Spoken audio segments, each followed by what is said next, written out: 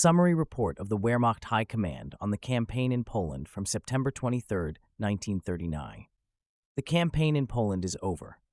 In a continuous series of battles of annihilation, the largest and most decisive of which was in the Vistula Bend, the Polish army of millions was defeated, captured, or scattered. Not a single one of the Polish active or reserve divisions, none of their independent brigades, etc., escaped this fate. Only fractions of individual units were able to escape immediate destruction by fleeing into the swampy areas of eastern Poland. They succumbed there to the Soviet-Russian troops. Of the entire Polish Wehrmacht, only a small remnant is currently fighting in hopeless positions in Warsaw, Modlin, and on the Gila Peninsula. The fact that it can still do this is entirely due to the intentional protection of our troops and our consideration for the Polish civilian population.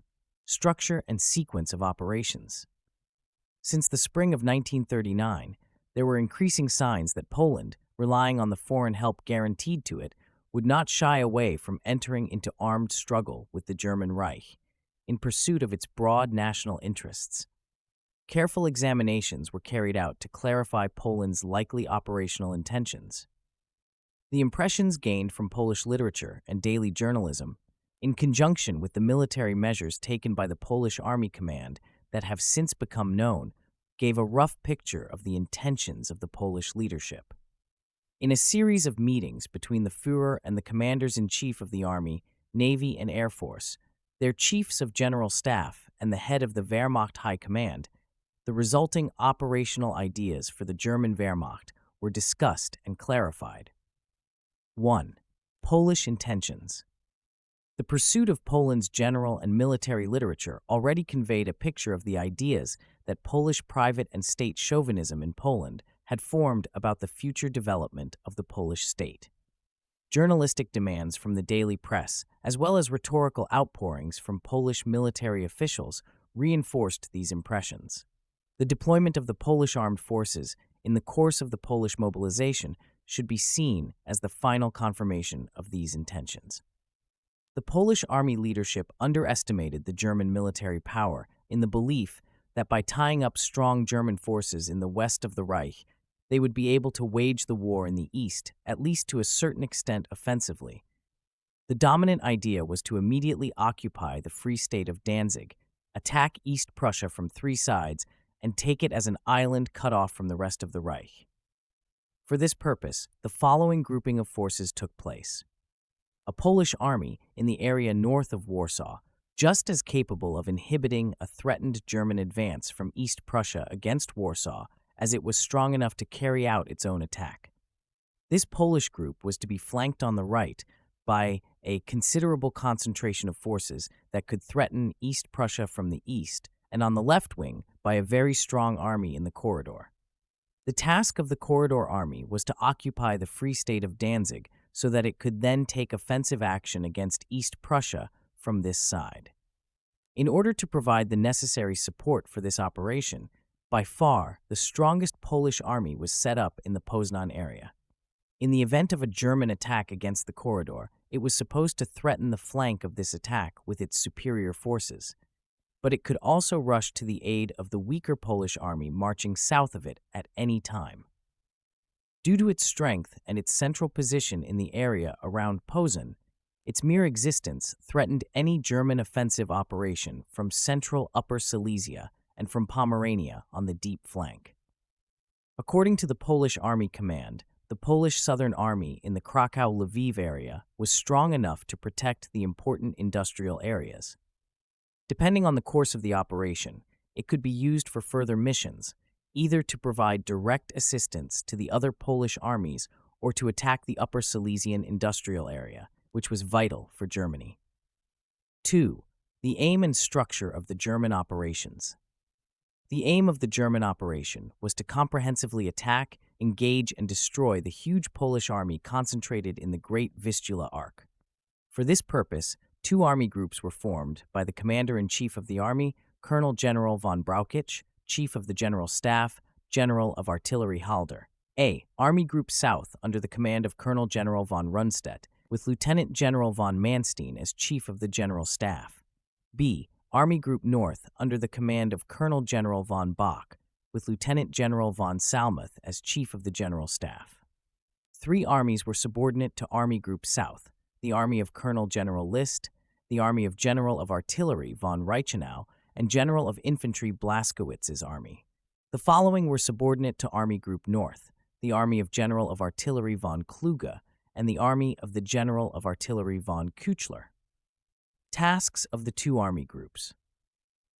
The mission of Army Group South was to push through with General von Reichenau's Middle Army from the area around Kreuzberg in a northeasterly direction towards the Vistula.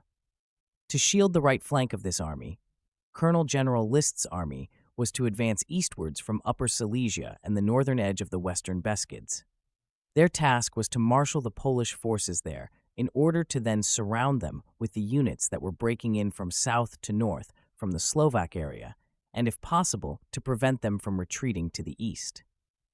To secure General von Reichenau's left flank, General Blaskowitz's army from the area east of Breslau should also advance in a staggered manner in a general direction towards Warsaw in order to intercept and repel the expected flank attack by the Polish Army Group from the Posen area. The mission of Army Group North was to establish a connection with East Prussia with the Army of General of Artillery von Kluge as quickly as possible to force the Vistula crossing between Bromberg and Graudenz, and then with a group sent from East Prussia against Graudenz to unite in a general easterly direction with the northern wing of Army Group South. The Second Army of Colonel General von Bock, under the command of General of Artillery von Küchler, was tasked with establishing communication with General von Reichenau's army from East Prussia via the Naru and Bug east of the Vistula and to seal off Warsaw from the east. In the course of further operations, an attempt should be made to intercept Polish forces that might succeed in retreating across the Vistula by expanding the area behind San and Bug. All operations resulting from this approach were mastered excellently by the leadership and carried out brilliantly by the troops. The first major operational goal, to engage and destroy the strongest possible parts of the enemy army west of the Vistula, was achieved to a historically unique extent. In a coherent series of battles, the fate of the Polish army, and thus that of the entire campaign, was decided practically after just 8 days. The destruction of the Polish army in the corridor was followed just a few days later by the encirclement of the Polish troops retreating from the Reichenau army in the Radom area. Advance forces from Reichenau's army then prevented at the gates of Warsaw the Polish armies in Posen and in the corridor from retreating behind the Vistula. Blaskowitz's army and the bulk of Reichenau's army subsequently turned against this strong enemy. The Polish divisions, which were more and more herded together in continued attacks, tried to blow up the ring that surrounded them by desperate counterattacks in various places. Just as the offensive power of the German divisions had previously proven itself to the highest degree, their steadfastness was no less proven. The result of this series of battles was the almost complete destruction of the Polish armies stationed west of the Vistula. The number of prisoners resulting from the 3 surrenders in the large operation is over 300,000.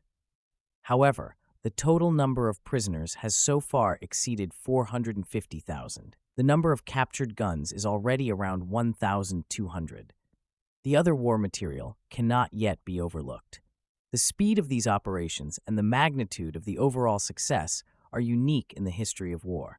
Troops from all German tribes, formations of young active and those of older age groups equally participated in these tremendous successes. The German infantry has renewed its undying glory. Their achievements in marching and in enduring all hardships were no less than their achievements in battle. Their aggressive courage was complemented by an unwavering, tenacious fortitude that overcame every conceivable crisis. Their attack momentum was supported by their sister weapons. The light and heavy artillery helped make the great successes possible. Thanks to their intervention and that of the pioneers, the Polish border positions were smashed, stormed, or overrun in the shortest possible time in order to then destroy the enemy in unstoppable pursuit. In great cooperation, the tank and motor units, cavalry, anti-tank, and reconnaissance units fulfilled the hopes placed in them. The SS formations subordinate to the army fought shoulder to shoulder with them. According to the orders of Field Marshal Göring, Chief of the General Staff, Major General Jesenek, 2 strong air fleets were formed under the generals of the aviators Kesselring and Lohr, and used to conduct the air war against Poland. These 2 air fleets completely destroyed the Polish Air Force and quickly dominated the airspace.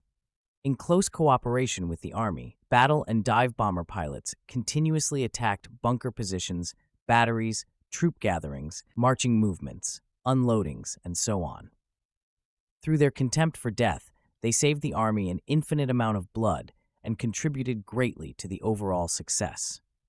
The anti-aircraft artillery took German airspace under its protection and was particularly involved in the destruction of the Polish Air Force at the beginning of the campaign. In total, around 800 aircraft were destroyed or captured by the army, and the last few fled the country and were interned. At sea, parts of the German naval forces under the command of Admiral General Albrecht have sealed off the Bay of Danzig since the beginning of hostilities, thereby preventing all maritime traffic to and from the Polish seaports. With the exception of 1 submarine, all Polish naval forces still in the Baltic Sea on September 1st were destroyed or interned in neutral ports. The Air Force also played a glorious role in this. The excellent achievements in the field of communications by the rear services, in particular the restoration of roads, bridges, and railways, in which the labor service also particularly proved its worth, have made its task extremely easier for the leadership. The Border Guard, which had been quietly fulfilling its duty for years, occupied the rear army areas and made it possible for the leadership to deploy all of the field army's troops to the front. In exemplary cooperation, all weapons contributed to the overall success. It was only possible because the Western Army and strong parts of the Air Force stood confidently and resolutely ready to defy any enemy superiority, no matter how great, and because the Navy guaranteed the security of the German North Sea region and the German coasts. The Polish soldier has often fought bravely. He was broken by the inadequacy of his leadership and his organization. Thanks to the excellent leadership, the high level of training, and the modern armament of the German Wehrmacht, its successes are associated with own losses, which must be described as unusually small compared to the enormous losses suffered by the enemy. Their exact numbers will be announced in a few days. The material and armament of the new Wehrmacht met the highest requirements. The ammunition and fuel consumption of this campaign was only a fraction of the monthly production. The German people can once again look with pride at their Wehrmacht, which looks forward to future tasks with victorious confidence.